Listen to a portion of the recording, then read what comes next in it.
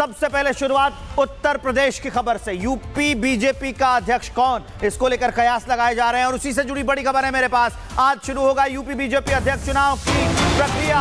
आज लखनऊ बीजेपी दफ्तर में दाखिल होगा नामांकन। कल यूपी बीजेपी अध्यक्ष के नाम का ऐलान होगा। पंकज चौधरी के प्रदेश अध्यक्ष बनने की अटकलें तेज हैं। तो बड़ी खबर मैं आपको बता रहा हूं, पंकज चौधरी का नाम आगे चल रहा है। हालांकि इससे पहले भी कई नाम सामने आ चुके हैं, मुलाकातें हुई हैं, उसको लेकर चर्चा काफी थी, लेकिन बीजेपी को यह साधने की जरूरत है, जातिगत समीकरण भी साधने की जरूरत थी, नाम भी सर्व स्वीकार्य होना चाहिए। तो इन सब पहलुओं को देखते हुए कौन होगा जो यूपी बीजेपी का अध्यक्ष होगा, यह बड़ा सवाल है। हालांकि पंकज चौधरी के प्रदेश अध्यक्ष बनने की अटकलें काफी तेज हैं। कौन कौन रेस में है वो मैं आपको बताने जा रहा हूं। कौन बनेगा यूपी का बीजेपी अध्यक्ष, यही बड़ा सवाल है। पंकज चौधरी का प्रदेश अध्यक्ष बनना लगभग तय है। सबसे आगे नाम यह माना जा रहा है, केंद्रीय मंत्री हैं पंकज चौधरी। आज नामांकन वो कर सकते हैं। लखनऊ बीजेपी दफ्तर में नामांकन की प्रक्रिया होगी, क्योंकि यूपी के प्रदेश अध्यक्ष का चुनाव है, तो लखनऊ में, उसकी राजधानी में ओबीसी वर्ग पर दांव बीजेपी खेल सकती है। बीजेपी प्रदेश अध्यक्ष निर्विरोध होने की संभावना है। यह एक तरह की मैसेजिंग भी होती है कि समाज में मैसेजिंग जाए कि सब लोग एकजुट हैं, अंदर कोई फूट नहीं है। तो इसीलिए कोशिश की जाती है कि पहले पूरा नाम तय कर लिया जाए और आखिर में एक ही नाम प्रस्तावित किया जाए, वही नामांकन करे, उसी का नाम क्लियर हो जाए। ये एक स्ट्रैटेजी होती है, ये मैं आपको बता रहा हूं। बीजेपी अक्सर चौंकाती है, नया नाम भी आ सकता है। ये नाम रेस में आगे चल रहे हैं, क्योंकि कई बार आपने देखा होगा कि कोई भी या पद हो या मुख्यमंत्री के नाम का ऐलान हो, चर्चा किसी और की हो रही होती है लेकिन बन कोई और जाता है। तो इसके लिए भी बीजेपी जानी जाती है। तो ये सारे जो कयास लगाए जा रहे हैं, सबसे आगे नाम चल रहा है पंकज का, इसको लेकर जानकारियां हमने दी।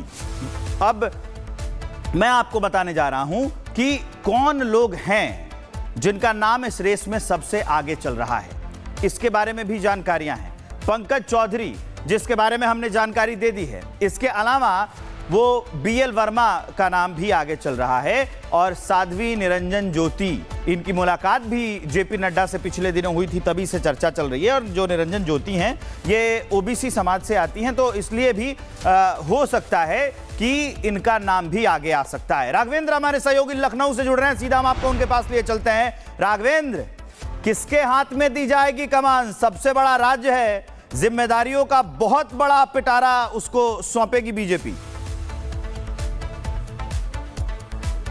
बिल्कुल आप सही कह रहे हैं, और कई महीनों का जो कयास हम लोग लगा रहे थे और हम लोग कहीं न कहीं जो संभावित उम्मीदवार हैं उनकी चर्चाएं कई राउंड कर चुके हैं, लेकिन हर बार बीजेपी यहां पर एक दौरा लगाती थी, दिल्ली से लखनऊ तक की दौड़ होती थी, लेकिन फिर से शांति, एकदम शांत हो जाता था माहौल। लेकिन आज कुछ घंटों में, यानी दोपहर में, सब कुछ साफ हो जाएगा कि आगामी भारतीय जनता पार्टी का वह नया अध्यक्ष कौन होगा जिसके हाथ में 2027 की कमान होगी। 2027 विधानसभा बहुत ही महत्वपूर्ण चुनाव है उत्तर प्रदेश और देश के लिए, क्योंकि भारतीय जनता पार्टी का यह गढ़ है। यहीं से प्रधानमंत्री नरेंद्र मोदी बनारस से वो सांसद हैं जो देश के तीसरी बार लगातार प्रधानमंत्री बने हैं। तो यह महत्वपूर्ण प्रदेश है जिसकी कमान सौंपी जानी है। कुछ घंटों में वाकई में पता चल जाएगा। हम लोग बहुत सारी अटकलें लगाए, बहुत सारे जातियों समीकरणों पर बात किए, लेकिन बस कुछ ही घंटों की बात है। लेकिन दावेदारी में अगर देखा जाए तो कहीं न कहीं जो उत्तर प्रदेश है, बिहार है,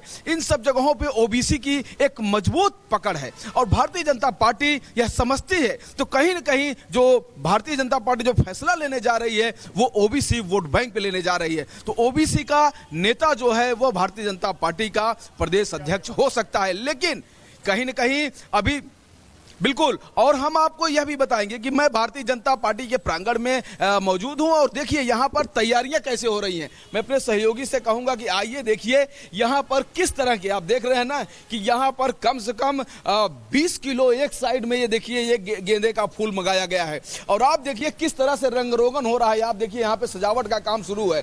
आप देख रहे हैं सुबह से यहाँ पर नए नवेले अध्यक्ष के स्वागत के लिए भारतीय जनता पार्टी का जो कार्यालय है, जो गेट है, द्वार है, उसको सजाया जा रहा है। और रही बात होर्डिंग की, मैं आपको नई चीज दिखाता हूं। अब देखिए किस तरह से विरासत को याद किया जा रहा है। यह भारतीय जनता पार्टी की विरासत है और इनके जो वर्तमान नेता हैं, मैं एक एक करके आपको दिखाऊंगा, बहुत ही शानदार दृश्य दिखाऊंगा। प्रधानमंत्री नरेंद्र मोदी आप देख सकते हैं, योगी आदित्यनाथ, और आप देखिए जो वर्तमान में भारतीय जनता पार्टी के राष्ट्रीय अध्यक्ष हैं जेपी नड्डा, और रक्षा मंत्री राजनाथ सिंह, चूंकि आप खुद मुख्यमंत्री भी बन चुके हैं, राष्ट्रीय अध्यक्ष भी रह चुके हैं। अमित शाह गृह मंत्री खुद भारतीय जनता पार्टी के राष्ट्रीय अध्यक्ष भी रह चुके हैं। अटल जी जिन्होंने भारतीय जनता पार्टी की स्थापना की है, अटल जी को कौन नहीं जानता, क्योंकि उत्तर प्रदेश लखनऊ इनकी कर्मभूमि रही है। आप देख सकते हैं ब्रजेश पाठक ये उप मुख्यमंत्री हैं, ब्राह्मण चेहरा है उत्तर प्रदेश के।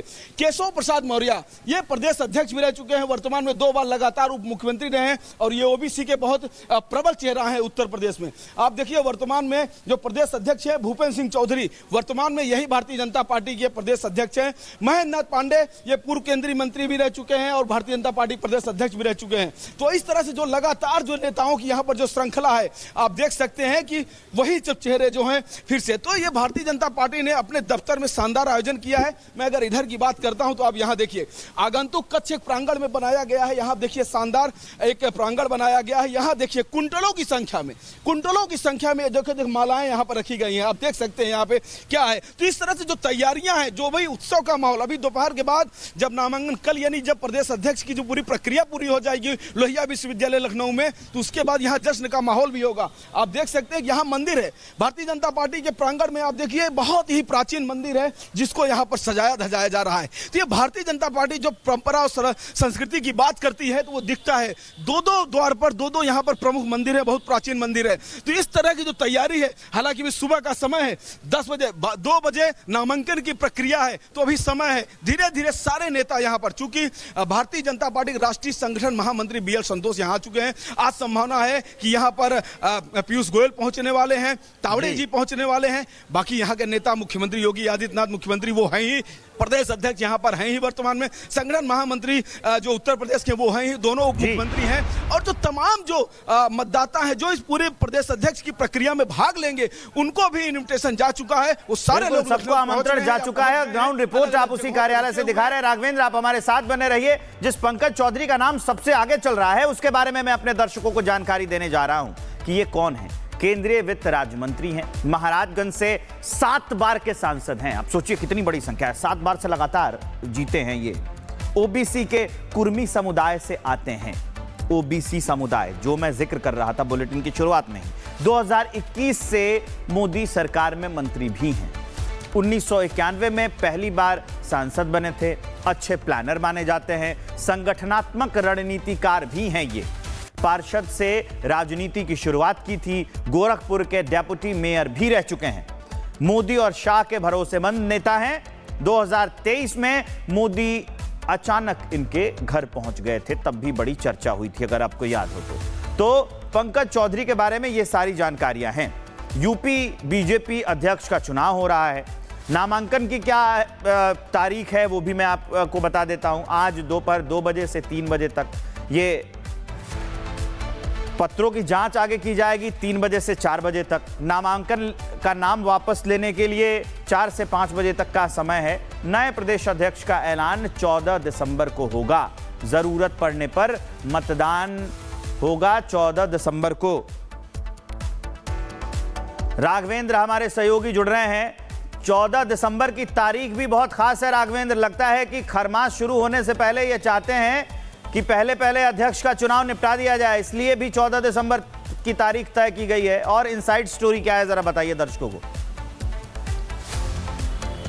देखिए 14 दिसंबर की तारीख इसलिए भी महत्वपूर्ण है कि 2 दिन संसद का विराम, जैसे कि आज आप देख रहे हैं कि पार्लियामेंट आज नहीं चलेगा और कल भी बंद है। इसी 2 दिन में इनको अपने पूरे इस प्रक्रिया को पूर्ण करना है, क्योंकि फिर सोमवार से फिर से संसदीय जो वहाँ की जो चीज़ें हैं वो शुरू हो जाएंगी। साथ ही ये देखा गया कि भारतीय जनता पार्टी खरमास में बहुत सारे फैसले लगातार ली हुई है। इसके पहले इन डेटों पर बहुत सारा काम, तो भारतीय जनता पार्टी जरूर चीज़ों को मानती है, लेकिन खरमास में कोई फैसले नहीं लिए जाएंगे, इसको लगातार भारतीय जनता पार्टी ने नकारा है। तो ऐसे में यह फैसला लिया गया है कि इसी में 14 तारीख को ही भारतीय जनता पार्टी का जो यह निर्णय है इसको पूर्ण कर लिया जाए। और निश्चित तौर से संडे का दिन है, कल रविवार है, छुट्टी का दिन है, सारे लोग यहाँ पर लखनऊ पहुंच रहे हैं। और यह जो प्रक्रिया है, देखो फैसला तो नामांकन तो आज एक ही व्यक्ति का होगा, लेकिन भारतीय जनता पार्टी चूंकि लोकतंत्र को मानती है, अपनी पॉलिटिकल लोकतंत्र को आगे भी बढ़ाती है, तो ऐसे में सभी लोगों का जो सहमति है तो वहां जाके वो सहमति जी राघवेंद्र, आपने काफी अहम जानकारियां दी।